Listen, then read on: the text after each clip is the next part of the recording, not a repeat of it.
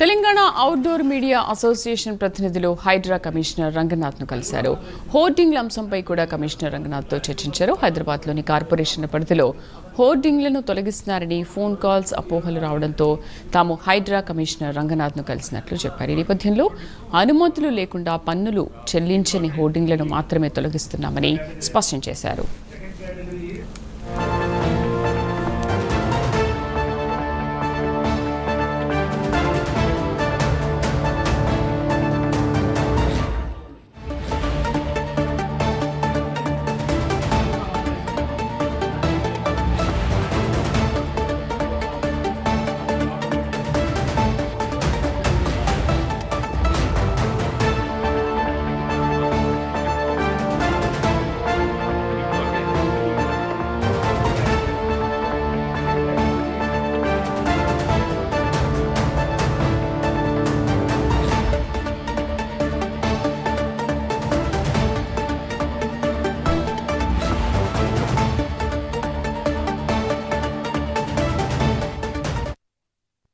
మేము Telangana outdoor association నుంచి ఈరోజు సార్ను కలవడానికి రావడం ముఖ్య కారణం ఏంటంటే చుట్టుపక్కల ఉన్న 26 మున్సిపాలిటీస్ నుంచి మాకు 2 రోజుల నుంచి రిపీటెడ్ కాల్స్ రావడం జరుగుతుంది.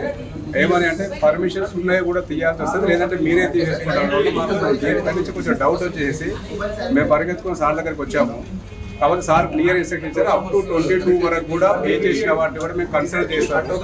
వాటిని కూడా తీయం. కాకపోతే ఏవైతే జీరో అన్పెయిడ్ ఏవైతే ఉన్నాయో అవి మాత్రమే మేము తీయడం జరుగుతుంది. దాని గురించి అన్ని మున్సిపాలిటీ క్లియర్గా సర్క్యులర్ పంపిస్తారన్నాడు. ఈరోజు ఈవినింగ్ లోపల అన్ని సర్క్యులర్ పంపిస్తాడు. సో మాకు ఏవైతే పర్మిషన్స్ కట్టి ఉన్న వాటికి ఏం ప్రాబ్లం ఉండదు, అట్లాంటిది మేము జరగలేమని చెప్పాడు. సో మేము కొత్త పాలసీ గురించి కూడా మాకు జరిగిన బీఆర్ఎస్ గవర్నమెంట్ జరిగిన అన్యాయం నుంచి మేము చాలా ఇబ్బంది పడ్డాము. ఆఫ్టర్ 2020 తర్వాత మమ్మల్ని జిహెచ్ఎంసీ నుంచి పంపించేస్తే మేము అవుటర్ రింగ్ రోడ్ ఉన్న మున్సిపాలిటీలో ఉన్నాం. అన్ని ఏజెన్సీస్ ఆల్మోస్ట్ ఒక 200 ఏజెన్సీస్ వరకు ఉంటాయి అక్కడ. మేము అంతే అక్కడ సెటిల్ అయిపోయినాం. టోమో Telangana outdoor media owners association తరఫున రంగనాథ్ గారిని కమిషనర్ గారిని కలవడం, హైడ్రా కమిషనర్ గారిని కలవడం జరిగింది. ఆయన చాలా సానుకూలంగా స్పందించారు.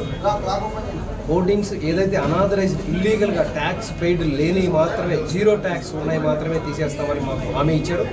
చాలా సంతోషంగా ఉంది ఈ విషయంలో. కాంగ్రెస్ గవర్నమెంట్ కూడా ఇల్లీగల్ మాత్రమే తీస్తుంది. రేవంత్ రెడ్డి గారు కూడా ఎట్టి పరిస్థితుల్లో లీగల్గా ఉన్న హోర్డింగ్ తీస్తే ఒప్పుకోరు. ఆయన మీద మాకు పూర్తి నమ్మకం ఉంది. కొత్త పాలసీ అందరికీ